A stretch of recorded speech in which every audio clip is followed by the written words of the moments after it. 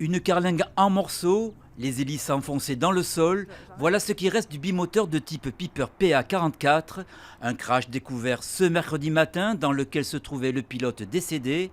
Et c'est là tout le mystère, le corps n'a toujours pas été identifié.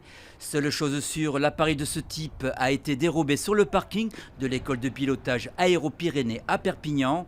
Le voleur a franchi le grillage, choisi son appareil pour enfin décoller peu après 2 heures du matin. Les conditions météo n'étaient vraiment pas bonnes, l'aéroport était fermé, il n'y avait pas d'éclairage.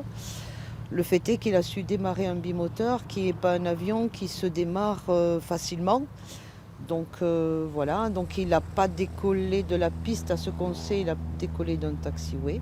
Les estimations sont qu'il aurait fait un vol de 40-45 minutes. Le vol, bien sûr, n'a eu aucune autorisation. La tour de contrôle était fermée depuis 11 heures du soir. Le pilote voleur devait être expérimenté. Il y avait dans les 40-45 nœuds de tramontane, donc enfin, nous on n'y va pas. Déjà en temps normal on n'y va pas, donc c'est un geste fou quoi. En 50 ans d'existence, cette école n'a jamais subi un tel préjudice. Et côté des 180 élèves, aucun suspect.